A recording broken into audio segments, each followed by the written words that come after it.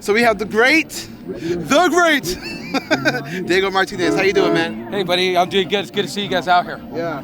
See, we came out here today because, one, we knew you was having the rally. So we also want to talk to folks about what happened in D.C., the censorship, how they feel about Joe Biden's inauguration. So what are your thoughts about D.C.?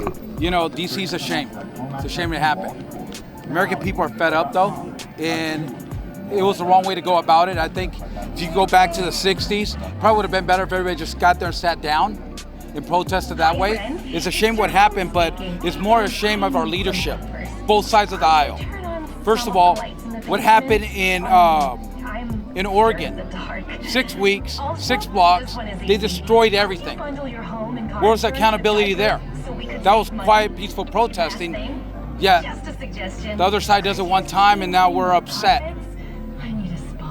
The media has to stop reporting double face, first of all. Second of all, violence should never be the end of anything.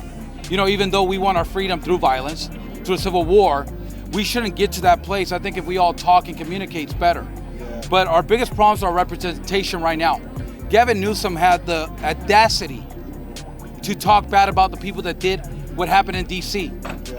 Well, my question to Gavin was, what happened when these Black Lives Matter and Antifa destroyed downtown Sacramento?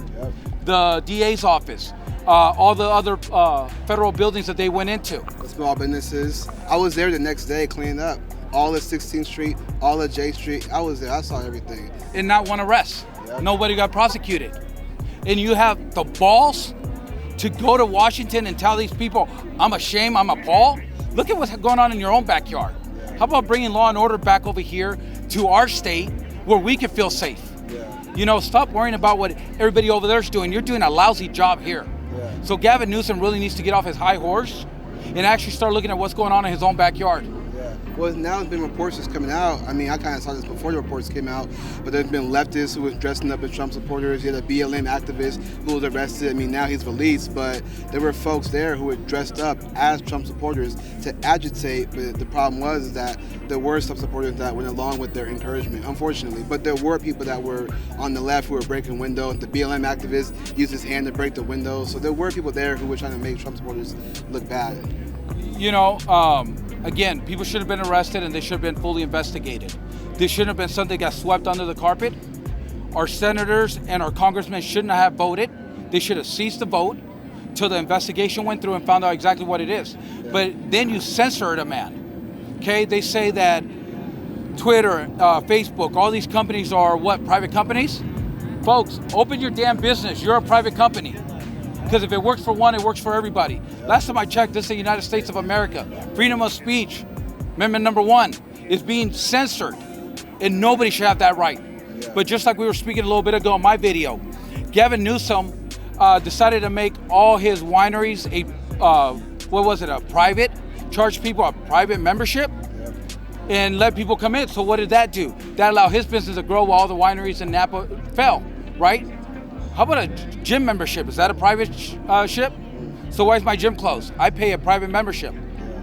So we have got just to unite, stand together, and the fight needs to be a legal fight. We have got to quit voting in the same damn people that we have in office right now because our career politicians have failed us on both sides of the party. And it's time that we take California back and we take the United States back a state at a time. How do you feel about, and I agree with all of that, how do you feel about Joe Biden being inaugurated? You know what? I'm not going to watch it. I'm not going to be there. But hopefully something happens between now and then. But if it's legal, and we have to deal with it. But if we take over California, then we don't need to worry about it. You know, California, if you have a governor with a backbone, we could keep the president out of California.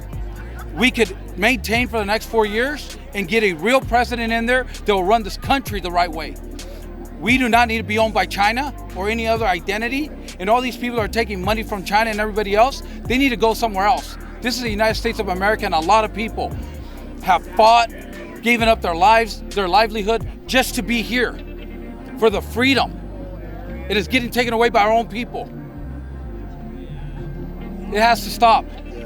I think that the media is really causing division, especially what happened on the 6th, deeming every single person who voted for Trump a part of the Klan.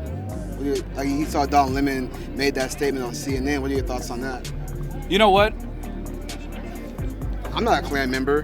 He's not a Klan member. You know what? We're all Americans and we have a free choice. That's why we're here in America.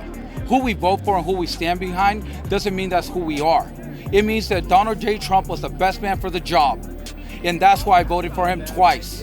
Okay? We have got to stop worrying about who has the most money, stop about who has the most fame, and start going on who's the right person for the job. Because guess what? I've brought small companies and big companies from the red to the black. So I know how to run businesses. California is a business, the United States of America is a business, and every shareholder is the American people and every Californian. We have got to get somebody to run this like a business and make profit, bring better jobs to California so that everybody, you don't need to raise minimum wage because every time you raise minimum wage, inflation goes up. But if you do deregulate your taxes, bring better jobs here where people can make better wages that are skilled, we have a better economy growing all the way around. We have got to secure our border, and we have got to know who's in the United States, but we have got to do an immigration reform program because this has gone on way too long. And amnesty, opening up the borders isn't the way it needs to be. We need to do it the right and the legal way and find out who's here, but we need to close that border.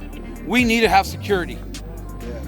Well, I mean, I don't know if I can say this on camera now, but you definitely have my vote all the way. You know, I'm glad we have somebody like you who does have a backbone and actually doing something about California. So I appreciate you, man. Julius, thank you. It's always a pleasure to see you, buddy. Stay safe out there, all right? I'll see you around. Yep, see you, man. See you in a little bit. Yep.